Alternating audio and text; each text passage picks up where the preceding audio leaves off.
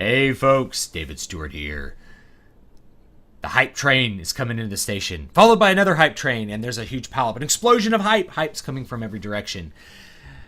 But it's not in the video game world, it's in the heavy metal world, something else that I am very, very passionate about. So I want to give you my perspective on two big tracks that have been released today, and there's a lot of hype surrounding them. The first one is from Metallica, which you all should know, and the second one is from Darkthrone, whom you all ought to know if you don't know who Darkthrone is. Now, the first, I'll review each one, and then I want to talk about some comparisons between the two bands very briefly. So let's start with Metallica. New track's called Hardwired, and it is from a new album that has been released that will come out in November called Hardwired ... to Self-Destruct. And a lot of hype on this new track because this is the first album Metallica's released in 8 years. Does this song live up to the hype? No, it does not. I think you knew I would say that. But there's also a bunch of hate for the song. Does this song live up to the hate? No, it does not. I think it's an okay song, maybe okay to good. And I don't think it's a great song, and I don't think it's going to please people that are looking for that like older 80s sound. But it's okay. It's like, to me, sounds a little bit better than Death Magnetic for a couple of reasons. But it's called Hardwired. Let me give you a quick rundown on it. Opening riff I thought was uninteresting, but there's lots of other interesting riffs. There's some cool syncopated sounds, and there's even some syncopated triplet sounds in there. So the guitar riffs I found a lot of interest with, though I don't think the song opens up well. The vocal delivery is okay. Lots of people did not like, they hated James Hetfield's vocal delivery. I thought his vocal delivery was okay, but I don't like the way his voice was mixed into the overall sound, and that may have to do with the overall production philosophy of Metallica with this album.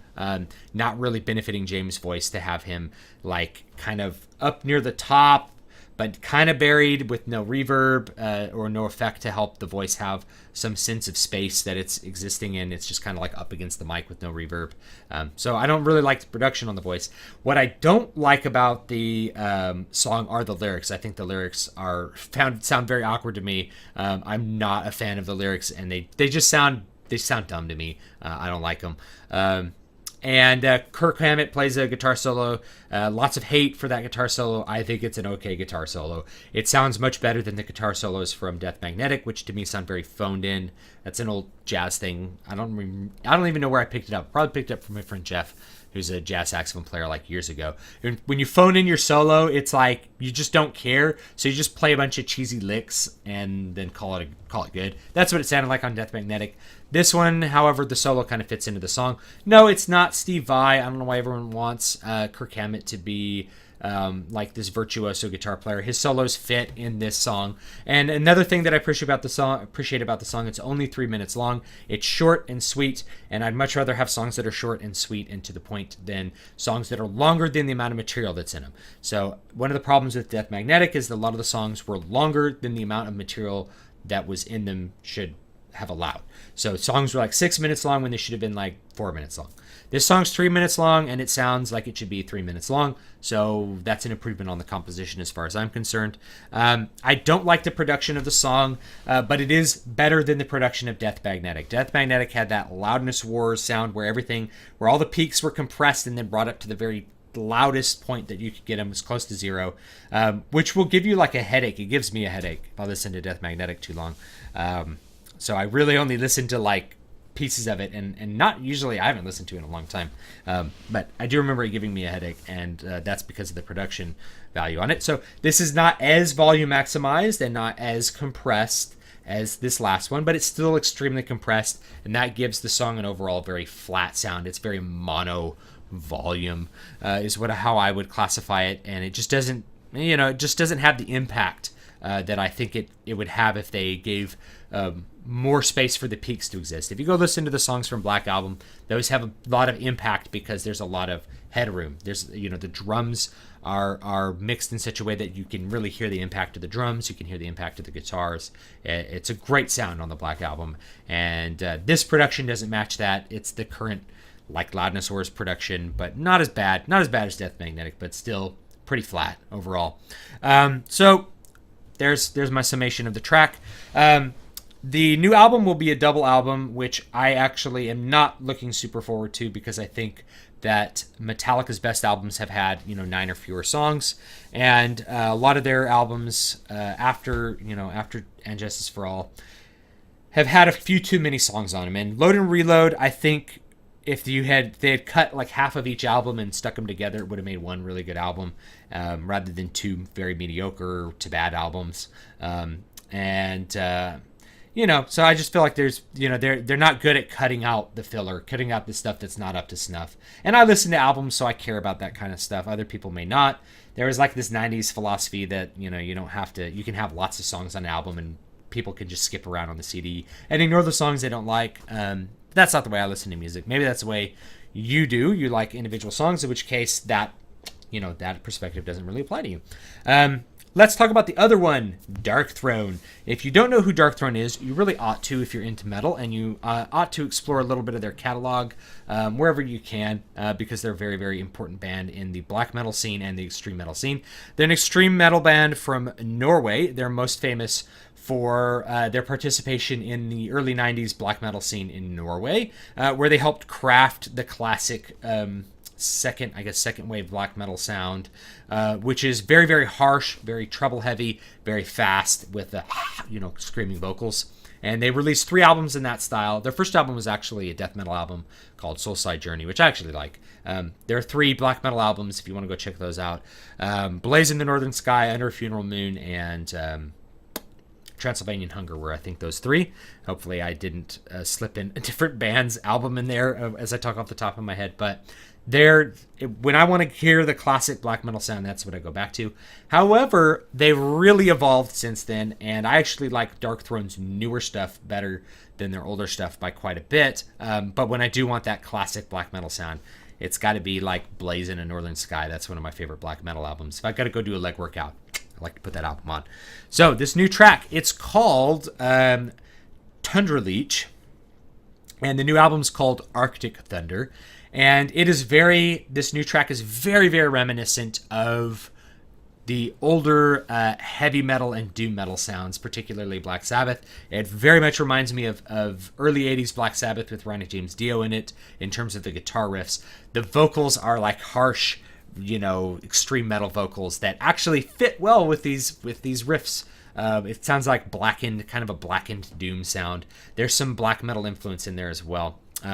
The song opens up with a nice big heavy riff, and then when the extreme vocals enter, there's a little bit of a tremolo picking to bring in that black metal sound, and then there is a guitar solo that's kind of like one note that's just designed to be noisy, and then at the end they go into a very, very heavy Sabbath influenced riff that closes it out, and all the riffs to me are very, very memorable. Overall, the sound sounds huge, like it's just a really huge sounding track, and by huge I mean it sounds really saturated and full and good. It doesn't hurt your head, and they're not doing that compression stuff. They're doing a really sort of raw production where they record the drums and the guitars live and then do overdubs, and they record them in the same room, so they're bleeding into the mics and bleeding into the tracks, and it all works. It all somehow works, even though the production value is much worse than Metallica. It ends up having a bigger sound. So one of the comparisons I'd like you to make, go listen to both tracks. They're linked below, and listen to how much bigger and heavier the Darkthrone track sounds. It will surprise you how a stripped down sound can make the guitar sound bigger and bolder and better in pretty much every way I can think of. But when you give more room on the tape for dynamic contrast, you end up getting to hear a lot more details in the guitar sound.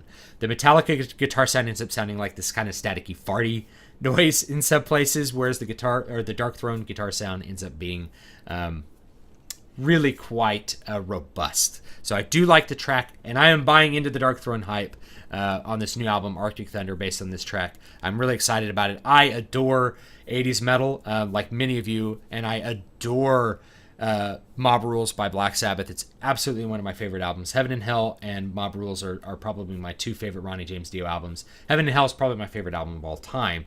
And to hear some new stuff that's new but kind of takes that influence, it's really exciting for me. Now, let's compare the two bands a little bit because I think it's a good opportunity to do so.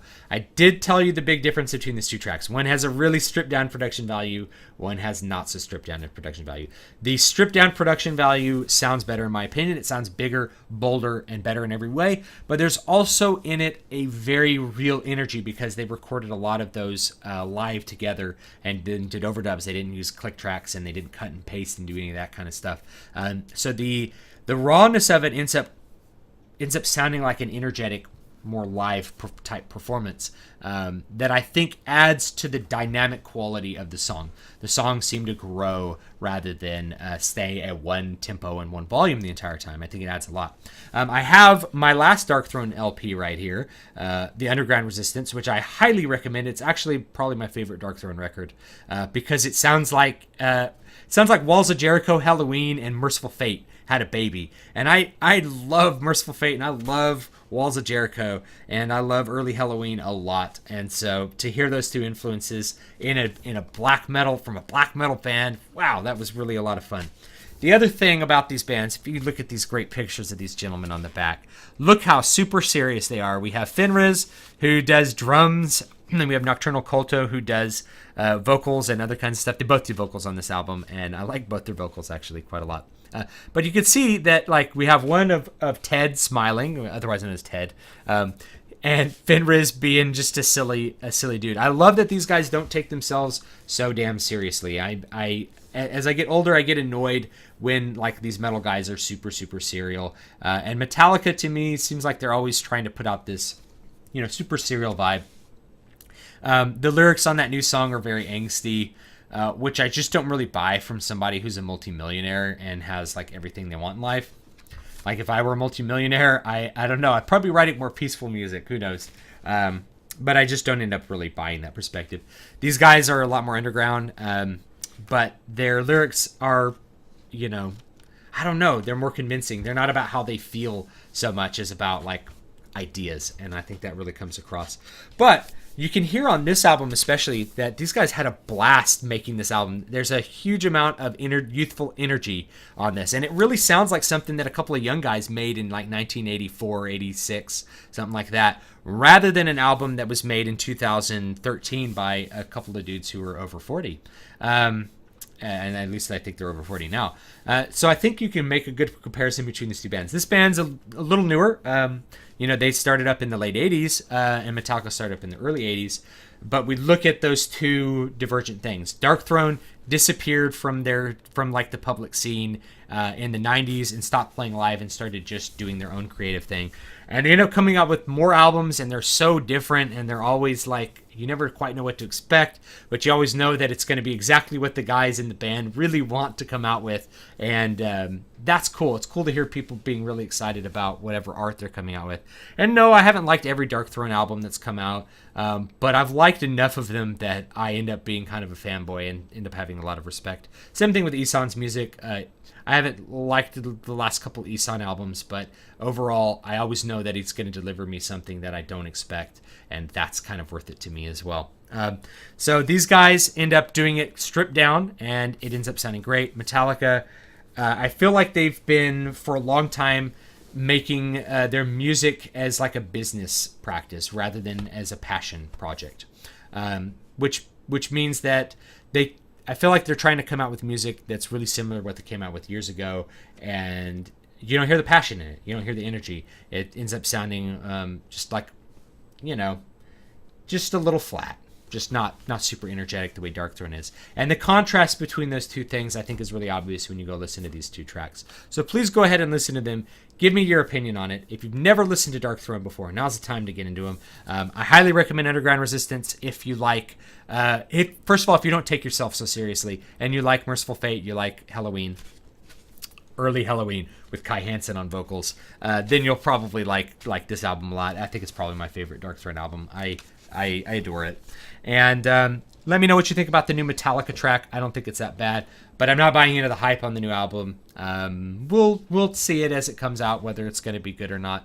But please give me your opinions on those things. Give me your perspective, because maybe there's something I missed, and maybe there's something I need to think about there too. And yeah, you guys have a great one. I will see you next time.